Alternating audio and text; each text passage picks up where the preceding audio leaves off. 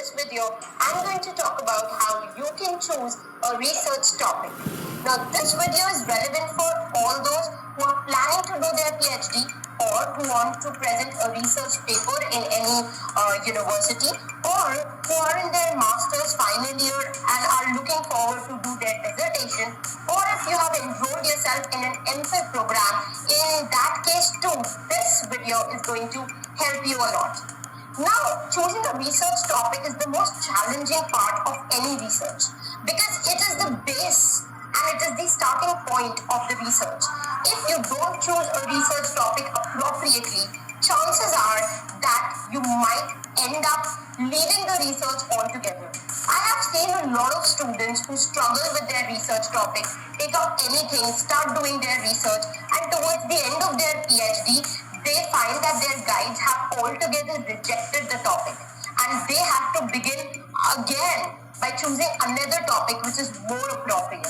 Or else, if you have not chosen a specific appropriate topic, you might yourself leave the research because you don't know where to go, what to do, how to justify the topic.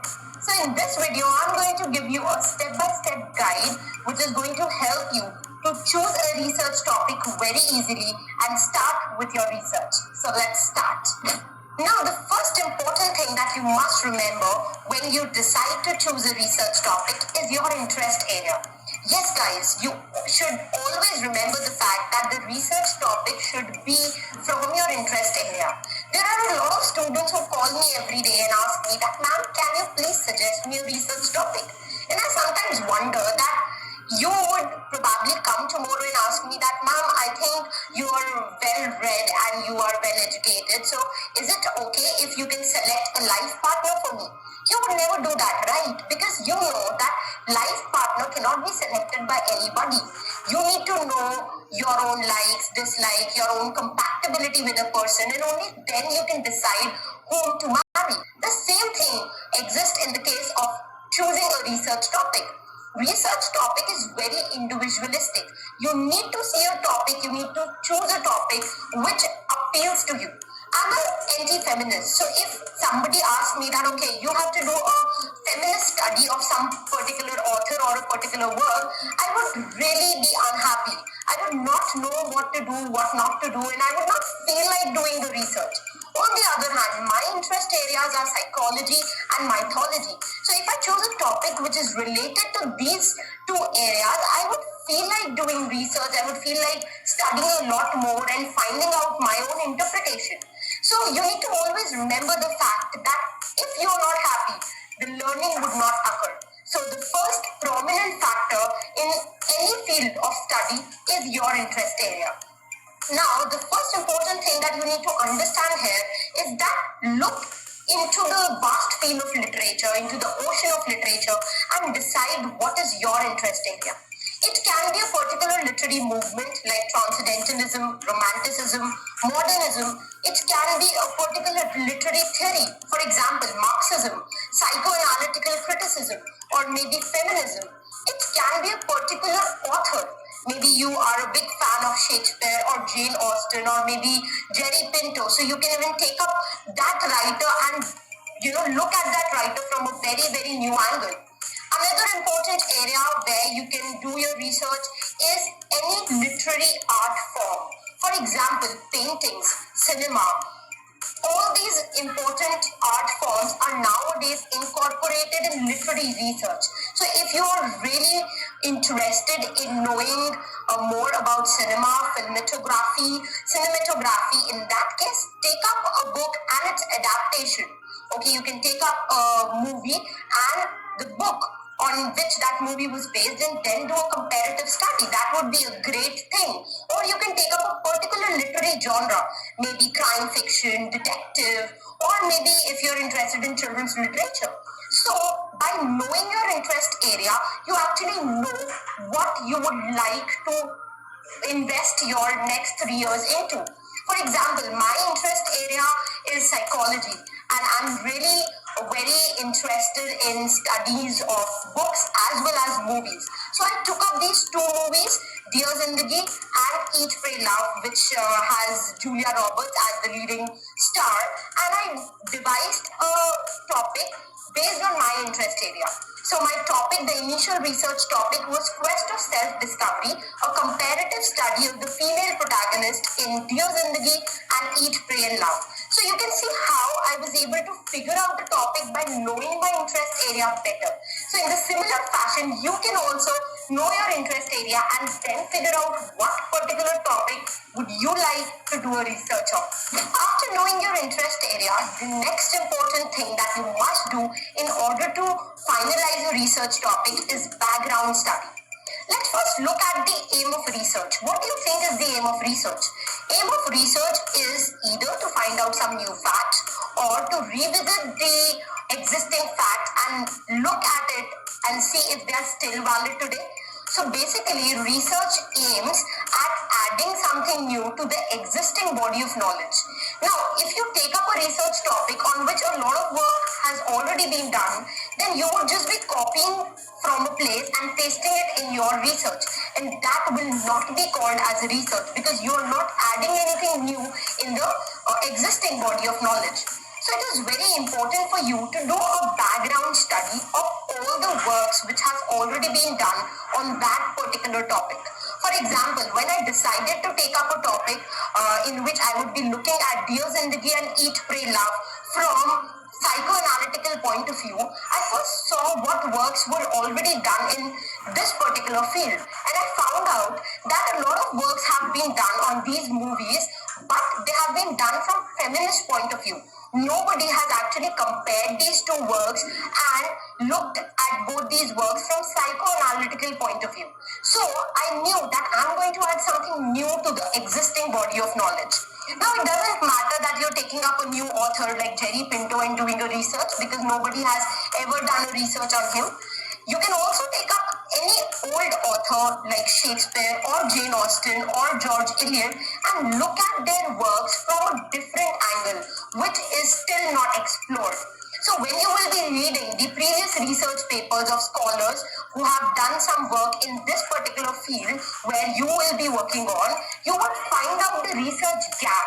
Now, what is a research gap? A research gap is areas which were left unexplored in the previous researches.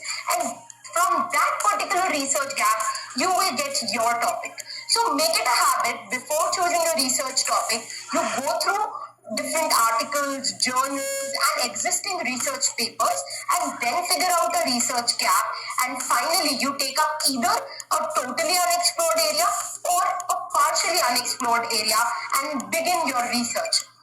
Also remember that this background study is going to help you a lot when you will be writing your synopsis or you will be writing an introduction to your thesis, because in your synopsis you need to justify your topic and also mention the previous works which have been done in that particular topic.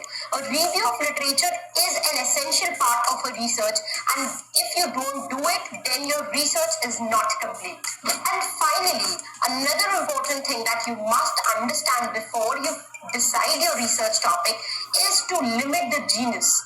Now, what do you mean by limiting a genus?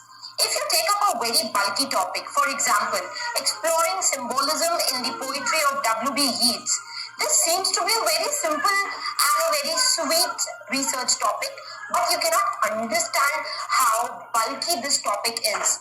There have been more than 250 poems written by W.B. Yeats, and each poem contains millions of symbols. So how are you going to present all of this in a research paper or in a PhD thesis of about 250 pages? Now, this is a very bulky topic, and this is going to be a never-ending research. So what is important is to become specific. After you know your interest area, after you know the research gaps in the previous researches, you need to make your research topic extremely specific. Or else you would find that if you've taken a very open-ended research topic, you are going to go haywire and you will never reach a definite conclusion at the end of the research. And you might find that your entire PhD thesis was concluded to be nothing at the end. So in that case, what is important is that you know a very specific topic. And how would you get to a specific topic? Understand, either take up 2 or 3 authors or take up selected works of one particular author. If you take up 5 authors and you are researching on 10 works of each of them, you would find that in a PhD thesis of 250 pages, you would just be summarizing and giving an introduction to all of these works, and that would not be a PhD thesis. That would be a mere summary of 50 works. So it is important either you take up 2 authors and one work of each author, or you take up one author and few works of that author, but become very selective in what you are choosing. Also understand the fact that whenever you are doing a background study, you should always take up works which you have read. And also you must note that it's not just that the work you would be talking about in your entire research, you would also be bringing a lot of different associated theories. For example, if you're doing a research on post-colonial literature in any particular writer like Chinua Achebe, you need to bring in Bill Brown's theory of think. Bill Brown is a great post-colonial thinker who said that in all these post-colonial works, you will find that the post-colonial world represents think theory. What is this thing theory? Every colonized person feels as if he has no identity in the world and his existence is reduced to a thing. If he is not of any use, people are going to throw him. So his existence is merely an existence of a thing. So whenever you're doing a research on any post-colonial work, you need to bring all these different and associated theories and look at these theories as well as their interpretation on the work that you have picked up for your research. So your research would not only go around the 2 or 3 authors you have chosen, but it is also going to go beyond that. You're going to explore a lot of theories and you're going to look at those works in the light of those theories. So have the habit of limiting your genus before you finally decide your research topic. With that note, I would like to end this video lecture. It was really amazing discussing this topic with you guys, and I would also be making a lot of videos on PhD research paper, how to write a research paper, how to go about with your PhD thesis, and what are the mistakes that you should avoid doing, and how you can make this journey of PhD a lot more easier and a lot more fulfilling.